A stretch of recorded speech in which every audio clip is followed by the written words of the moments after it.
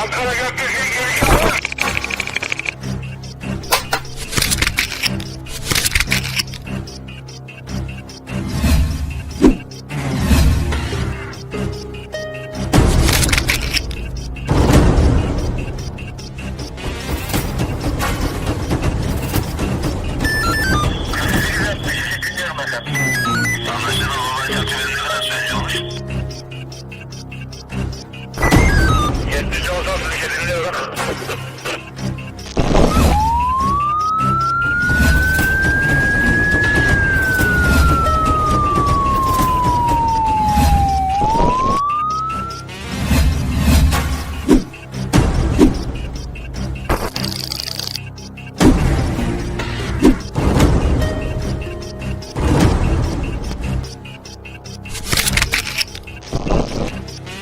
Yeah, we don't want to do anything to scare your children. That's the last thing we want to do.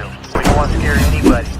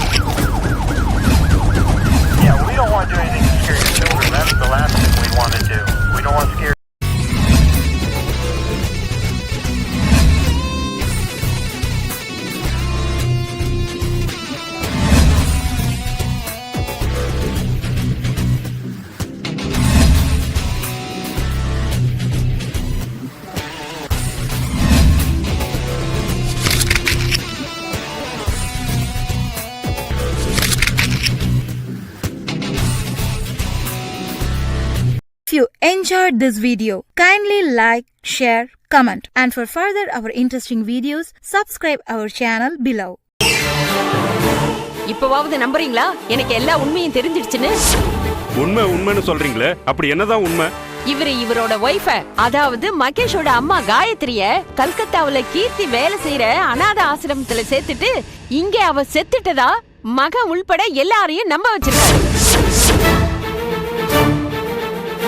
என்னப்பா அது? இத்தனை வருஷமா நான் உன் கூட பழகுறேன். ஹாஸ்பிட்டல்ல நான் ஸ்பெண்ட் பண்ற டைமை விட உன் கூட ஸ்பெண்ட் பண்ற டைம் தான் அதிகம். என்னையே முட்டாளாக்கியே.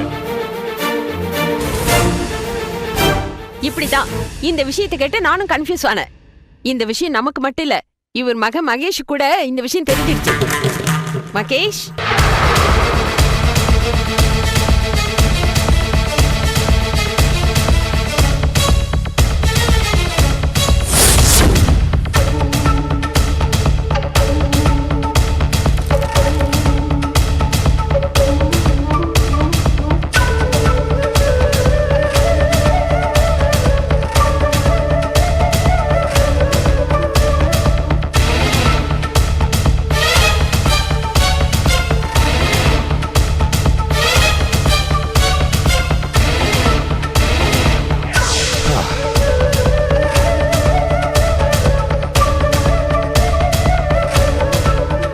இவர் மகேஷோட அம்மாவை ஆசிரமத்துல விட்டப்போ அவங்க எப்படி இருந்தாங்க?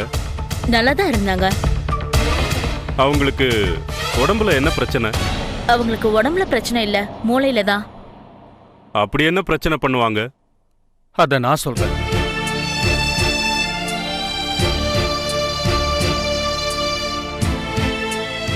சின்ன வயசுல இருந்து காயத்ரியை அனாதை ஆசிரமத்துல வளர்ந்தவன். நான் விரும்பி கல்யாணம் பண்ணிக்கிட்டேன். ஆனா வீட்டுல யார்கிட்டயும் அட்ஜஸ்ட் ஆக மாட்டா.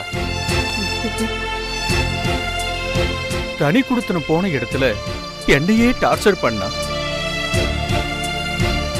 அதெல்லாம் நான் பொறுத்துக்கிட்டேன். குழந்தை பிறந்ததுக்கு அப்புறம் அவ அட்டூழியம் ரொம்ப ஜாஸ்தி ஆயிடுச்சு. ஜாஸ்தி ஆயிடுச்சுன்னா சொல்லணும்னா நிறைய இருக்கு.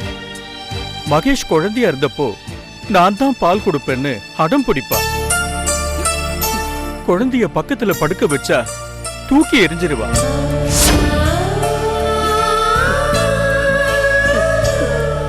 இந்த மாதிரி நிறைய விஷயம் இருக்கு. என்னால சகிச்சுக்க முடியல. வீட்ல யாருக்கும் சொல்லாம அவளை ஒரு லாட்ஜ்ல தங்க வச்சேன். காணும்னு ஸ்டேஷன்ல கம்ப்ளைண்ட் கொடுத்தேன். அந்த டைம்ல ரயில்வே ட்ராக்ல முகம் சதைச்சு போன ஒரு பொணத்தை காட்டி இந்த பொண்ணு உங்க மனைவிதானான்னு போலீஸ் கேட்டாங்க. ஆமான்னு சொல்லி எல்லா காரியத்தையும் முடிச்சிட்டேன். அவளை கூட்டிக்கிட்டு போய் கல்கட்டால எனக்கு தெரிஞ்ச ஃப்ரெண்டு ஒருத்தர் அநாத ஆசிரமம் நடத்திக்கிட்டு இருந்தாரு. அங்க அவளை ஒப்படைச்சேன். அங்க கீர்த்தி தான் இன்சார்ஜா இருந்தாங்க. மாசம் அவ பேருக்கு பணம் அனுப்புவேன். முதல்ல எல்லாம் என்னோட கான்டாக்ட் நம்பர் இருந்துச்சு. ஒவ்வொரு தடவையும் அவ ஏதாவது ஒரு பிரச்சனை பண்ணி என்ன அடிக்கடி கூப்பிட்டதுனால நான் ஒரு மாதிரி விரக்தி ஆயிட்டேன். அதுக்கு நடுவுல என் ஃப்ரெண்டு ஹார்ட் அட்டாக்ல இறந்துட்டாரு. நானும் என் போன் நம்பரை மாத்திட்டேன். பணம் மட்டும் மணி ஆர்டர்ல அனுப்பி வைப்பேன். உங்க அட்ரஸ் தெரியாததுனாலதான் சார் அவங்க இறந்தப்போ உங்களுக்கு இன்ஃபார்ம் பண்ண முடியல.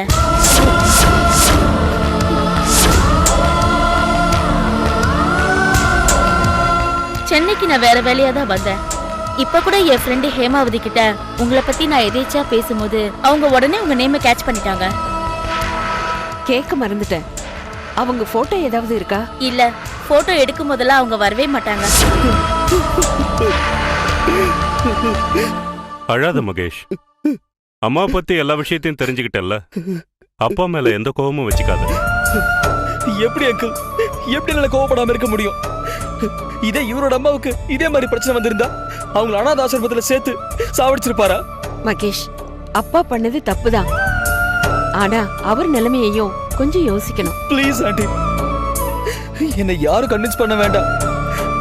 என்ன நடந்ததுன்னு என்னால கெஸ் பண்ண முடியும். எங்க அம்மாவால எனக்கு ஏதாவது ஆயிடும் தான் எங்க அப்பா எங்க அம்மாவை பிரிச்சிருக்காரு. அதுவே எங்க அம்மாவுக்கு மென்டலி சிக் ஆயிருக்கு. ஆனா எங்க அப்பா வேணா புத்திசாலித்தனமான வாழ்க்கையை வாழ்ந்ததா நினைச்சிருக்கலாம். என்னை பொறுத்த வரைக்கும் இது போலித்தனமான வாழ்க்கை. எங்க அம்மாவோட நினைப்போட நான் தனியா வாழ்ந்துக்கிறேன். என் சொத்தை பிரிச்சு கொடுக்க சொல்லுங்க. மகேஷ், சுந்தரலிங்கம், இப்ப அழுது என்னப்பா பிரயோஜனம்? அவன் பாயிண்ட் ஆஃப் வியூல நீ செஞ்சது தப்பு. நம்ம பாயிண்ட் ஆஃப் வியூல அவன் இப்ப செய்யறது தப்பு. நீ கொஞ்சம் இறங்கி வந்து அவனோட பேசுறதுக்கு முயற்சி பண்ணா எல்லாம் சரியாயிடும்.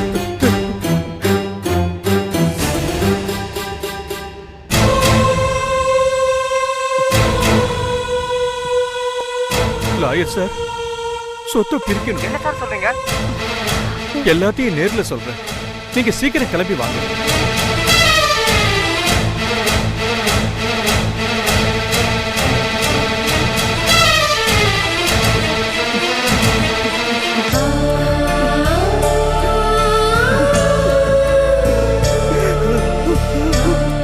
மகேஷ், மனசை தேத்திக்கோ.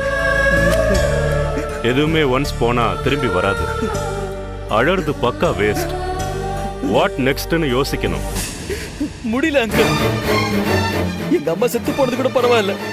ஆனா இத்தனை நாள் எங்க அம்மா உயிரோட இருந்தோம் அவங்களோட ஒரு போட்டோக்காக நான் பைத்தியக்கார மாதிரி சுத்திட்டு இருந்தேன் பாருங்க. அதை நினைச்சாதான் என்னால தாங்க முடியல. உனக்கு என்ன, உங்க அம்மாவோட முகத்தை பார்க்கணும் அதானே உன் ஆசை? ஆமா அங்கிள். நீ உன் அம்மாவோட முகத்தை பார்க்கலாம். எப்படி? இந்த டாக்டர் கொடுத்த ரிப்போர்ட் படி ஸ்டவ் வெடிச்சு உங்க அம்மா சாகும்போது மோஸ்ட்லி எல்லாம் எரிஞ்சு போயிருந்தாலும் சில இடங்கள்ல தோல் திசுக்கள் இருந்திருக்கு.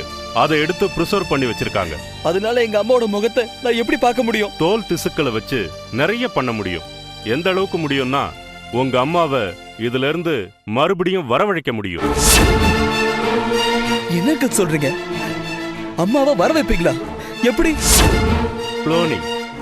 குளோனிங்கா? எஸ், குளோனிங் முறையில உங்க அம்மாவோட தோல் திசுக்களை பயன்படுத்தி உங்க அம்மா மாதிரியே ஒரு பெண் குழந்தையை உருவாக்க முடியும். அந்த பெண் குழந்தை வளர்ந்து பெரியவளாகும் போது நீ பார்க்க விரும்பின உங்க அம்மாவை நீ பார்க்கலாம்.